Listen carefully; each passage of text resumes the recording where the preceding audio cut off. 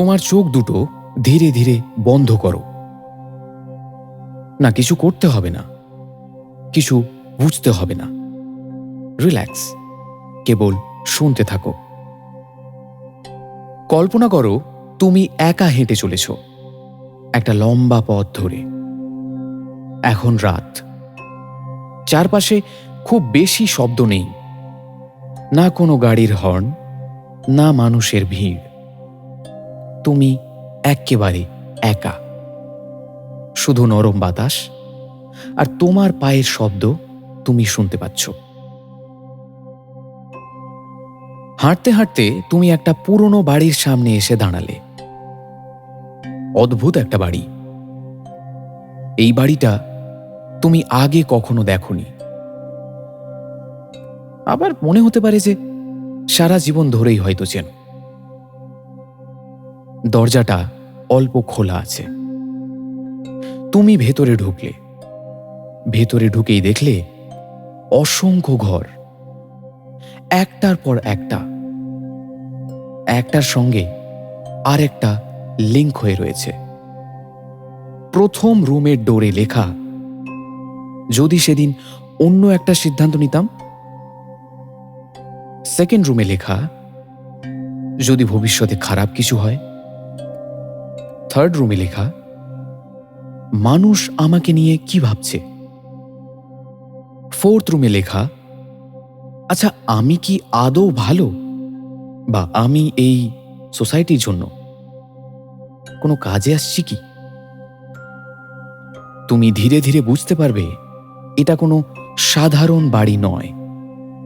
হ্যাঁ, এটা তোমার নিজের মন। আর এই ঘরগুলো তোমার চিন্তার খোপ। একটা বিষয় জানো, দিনের বেলায় আমরা এই বাড়িটাকে খুব একটা লক্ষ্যই করি না। কাজ থাকে, মানুষ থাকে, ব্যস্ততা থাকে, কিন্তু রাত নামলে নীরবতা আসে। আমরা আবার ফিরে আসি এই বাড়ির ভেতরে। তারপর এক ঘর থেকে আর এক ঘরে ঢুকতে থাকি। একটা, তারপর একটা, আরো একটা। মনে হয় হয়তো এই এর পরের ঘরেই উত্তরটা আছে। একটু যাই না, আর একটু গেলেই হয়তো, আর একটু ভাবলেই হয়তো সব পরিষ্কার হয়ে যাবে। কিন্তু বেশিরভাগ সময় কি হয়, উত্তর পাওয়াই যায় না, বরং এমন কিছু উদ্ভট প্রশ্ন জন্ম নেয় যেটা দরকারই ছিল না। ওভার থিঙ্কিং এর সবচেয়ে বড় কৌশল এখানেই। এটা নিজেকে প্রবলেম সলভিং ওয়ে বলে পরিচয় দেয়, কিন্তু অনেক সময় এটা আদৌ প্রবলেম সলভার নয়। এটা একটা ছদ্মবেশ। এটা একই জায়গায় বারবার হাঁটা। ধরো তুমি কোনো একটা মাঠে দাঁড়িয়ে আছো, সামনে একটা ছোট পথ, তা তুমি একেবারেই চেনো না। তুমি একবার হাঁটলে, কিছুদিন পর আবার হাঁটলে, তারপর আবার হাঁটলে এবং হাঁটছো। এক সময় এই পথটা তোমার পরিচিত হয়ে যাবে। এই পথের সাথে তোমার একটা কানেকশন বিল্ড হবে, কারণ তুমি বারবার একই জায়গা ব্যবহার করেছ। জানো তো, আমাদের ব্রেনটাও ঠিক এমন। যে চিন্তাটা আমরা সবচেয়ে বেশি ভাবি, মস্তিষ্ক সেই পথটাকেই সবচেয়ে পরিচিত রাস্তা বানিয়ে ফেলে। তারপর কোনো ছোট ঘটনা ঘটলেই মাথা স্বয়ংক্রিয়ভাবে সেই রাস্তা ধরে হাঁটতে শুরু করে। একটা মেসেজের রিপ্লাই দেরি হলো, মাথা বলল নিশ্চয়ই কিছু হয়েছে। কেউ একটু গম্ভীরভাবে কথা বললে মন বলছে আমার উপর রাগ করেছে। একটা ছোট ভুল হলো, তখন মন বলছে আমি সবসময় কি এমনই। দেখতে দেখতে একটা ছোট্ট ঘটনাকে একটা বিশাল বড় গল্পে পরিণত হতে দেখা যায়। আর সবচেয়ে আশ্চর্যের বিষয়, এই গল্পের লেখকও তুমি, এই গল্পের পাঠকও তুমি। এই গল্পের অস্তিত্ব আছে কিনা সেটা পরের কথা, কিন্তু আপাতত এই গল্পের সবচেয়ে ভয় পাওয়া চরিত্রটা তুমি। এখন ফিরে এসো আবার সেই বাড়িতে, যে বাড়ির ভেতর তুমি এখন দাঁড়িয়ে আছো। আজ প্রথমবারের মতো একটা জিনিস খেয়াল করো, তুমি ঘর নও, তুমি দেওয়াল নও, তুমি এই চিন্তাও নও, তুমি তো মানুষ যে ঘরগুলোর ভেতর দিয়ে হেঁটে যাচ্ছে। এই পার্থক্যটা ছোট মনে হতে পারে, কিন্তু ভেবে দেখো, তোমার চিন্তাও তুমি নও, তুমি সর্বতোভাবে স্বতন্ত্র। এখান থেকেই সবকিছু বদলাতে শুরু করে, কারণ যে মুহূর্তে তুমি বুঝতে পারো আমি আমার চিন্তা নই, আমি স্বতন্ত্র, সেই মুহূর্তেই চিন্তার সঙ্গে তোমার দূরত্ব তৈরি হয়। আর যেখানে দূরত্ব আছে সেখানে স্বাধীনতার দরজাও খোলা। এবার একটা প্রশ্ন করি। ধরো আজ সারাদিনে 10 জন তোমার কাজের প্রশংসা করেছে, আর একজন বলেছে ঠিক আছে, কাজটা আরো ভালো হতে পারত। রাতে ঘুমোতে যাওয়ার সময় কোন কথাটা মাথায় ঘুরবে জানো? সেই একজনের কথাই, তাই তো? প্রশ্ন হলো কেন? কেন 10টা ভালো স্মৃতির চেয়ে একটা খারাপ স্মৃতি এত বেশি শক্তিশালী? এই প্রশ্নের উত্তর খুঁজতে গিয়ে 2001 সালে সাইকোলজিস্ট রয় বাউমিস্টার এবং তার সহকর্মীরা একটি বিখ্যাত রিভিউ পেপার প্রকাশ করেন, bad is stronger than good. সেখানে তারা কয়েক দশকের গবেষণা বিশ্লেষণ করে দেখান যে মানুষের মস্তিষ্কে নেতিবাচক অভিজ্ঞতার প্রভাব ইতিবাচক অভিজ্ঞতার তুলনায় কয়েক গুণ বেশি। তারা একটি লাইন লিখেছিলেন যা সাইকোলজির ইতিহাসে সবচেয়ে বিখ্যাত অবজারভেশনগুলোর একটি হয়ে গেছে, bad is stronger than good. অর্থাৎ তোমার মস্তিষ্ক সুখের জন্য আদৌ ডিজাইন নয়, তোমার মস্তিষ্ক ডিজাইন হয়েছে সার্ভাইভালের জন্য। এবার 50,000 বছর আগের পৃথিবীটাকে কল্পনা করো। তোমার পূর্বপুরুষ জঙ্গলের মধ্যে হাঁটছে, হঠাৎ একটা ঝোপে শব্দ হলো। দুটি সম্ভাবনা রয়েছে, এক, হয়তো বাতাস নড়িয়েছে, দুই, কোনো শিকারী প্রাণী রয়েছে। যে মানুষ ভাবল আরে কিছুই না, ঠিক আছে, সে হয়তো অতর্কিতে মারাই পড়ল। কিন্তু যে অতিরিক্ত ভয় পেল সে সতর্ক হয়ে বেঁচে গেল, সে পালিয়ে গেল। হাজার হাজার প্রজন্ম ধরে ইভলিউশন কাদের জিন বাঁচিয়ে রাখবে তাহলে? জিন পুল সম্বন্ধে নিশ্চয়ই জানো, অবশ্যই অতিরিক্ত সতর্ক মানুষদের। তার ফলাফল কি?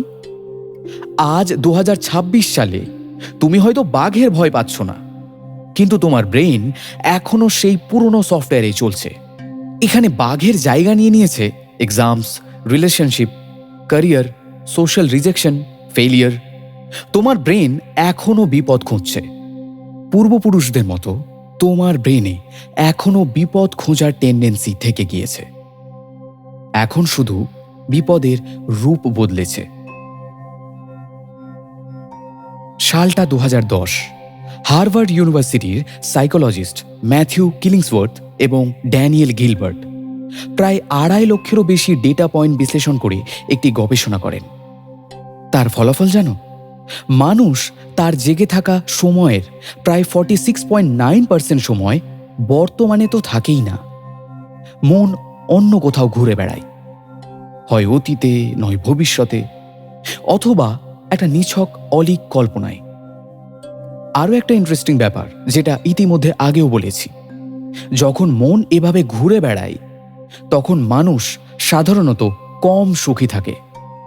গবেষণাপত্রের নামই ছিল a wandering mind is an unhappy mind. ভেবে দেখো, তুমি হয়তো বিছানায় শুয়ে আছো, তোমার ঘর তোমাকে নিরাপদ রেখেছে, তোমার শরীর নিরোগ, কোনো রকম কোনো সমস্যা নেই। কিন্তু দেখো, তোমার ব্রেইন এখনই 5 বছর পরের একটা কাল্পনিক ক্যাটাস্ট্রফি নিয়ে মিটিং শুরু করে দিয়েছে। সাইকোলজিতে একটা শব্দ আছে, রুমিনেশন। রুমিনেশন মানে চিন্তা করা নয়, একই চিন্তা বারবার জাবর কাটা। যেমন গরু একই খাবার বারবার চেবায়, ঠিক তেমন তোমার ব্রেনও তাই করছে। একই ঘটনা, একই স্মৃতি, একই ভুল, একই ভয় বারবার বারবার তোমার মনকে বিচলিত করে দিচ্ছে। সাইকিয়াট্রিস্ট জুডসন ব্রিউয়ার তাঁর আনউইন্ডিং অ্যাংজাইটি বইতে দেখান যে ব্রেন আনসার্টিনিটিকে খুব অপছন্দ করে। তাই নিশ্চিত উত্তর না পেলেও ব্রেন একটা গল্প বানিয়ে ফেলে, কারণ তার কাছে ভুল উত্তরও অনেক সময় কোনো উত্তর না থাকার চেয়ে বেশি কমফোর্টেবল হয়। আমাদের সবার একটা করে হবি রয়েছে, স্টিল আমরা জবের জন্য ভাবি বা কাজের জন্য ভাবি। কেন? কারণ ব্রেনের একটা সার্টেনিটি দরকার হয়। বেশিরভাগ ক্ষেত্রে রিলেশনশিপে থাকাকালীন কিছু মানুষদের দেখা যায় তাদের একটা ব্যাকআপ প্ল্যান থাকে, বা এমন কোনো মানুষ যার উপর সে ভবিষ্যতে ডিপেন্ড করতে পারবে যদি আজ এই রিলেশনশিপে তার প্রবলেম হয়। রিজন আনসার্টেনিটি, অর্থাৎ জানি না বা আমার কাছে কোনো উত্তর নেই, এই বাক্যটা ব্রেন একেবারেই পছন্দ করে না। এটা তার কাছে অস্বস্তিকর। তাই সেভাবে একটা না একটা ছাঁচ বা স্কেলিটন অফ স্টোরি ভীষণ দরকার, যেটা আঁকড়ে ধরে ব্রেন চলবে। আরও একটা অবজারভেশন আছে। ধরো তুমি রাতে একটা মেসেজ পাঠালে, রিপ্লাই এলো না। বাস্তব তথ্য মাত্র একটাই, রিপ্লাই আসেনি, এটুকুই। কিন্তু ওভারথিঙ্কিং কি করে?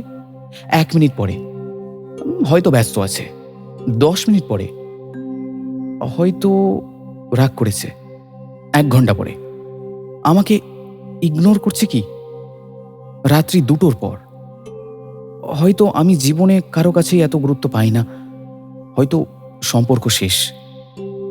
দেখতে পেলে তো, একটাই তথ্য, আর তার উপর ব্রেনের তৈরি 50টা হাইপোথেসিস। তোমার মাথার ভেতর যে ভয়েসটা কথা বলে সে সবসময় সত্য বলে না। অনেকে ভাবে তাদের ইনটিউশন সবচেয়ে বেশি শক্তিশালী। এটাও অহমিকা। কারণ ইনটিউশন সবসময় ইন্টেলিজেন্ট নাও হতে পারে। এটা একটা সার্ভাইভাল মেশিন, আর সার্ভাইভাল মেশিনের একটা সমস্যা আছে, সে বিপদকে ওভারস্টিমেট করে। কারণ ইভলিউশন এটা তাকে শিখিয়েছে, একবার অকারণে ভয় পাওয়া ক্ষতিকর নয়, কিন্তু একবার সত্যিকারের বিপদকে ইগনোর করা মারাত্মক ক্ষতি হতে পারে। এই কারণেই ওভার থিঙ্কিং এত কনভিন্সিং লাগে, কারণ এটা যুক্তির ভাষায় কথা বলে, কিন্তু অনেক সময় যুক্তি থাকে না।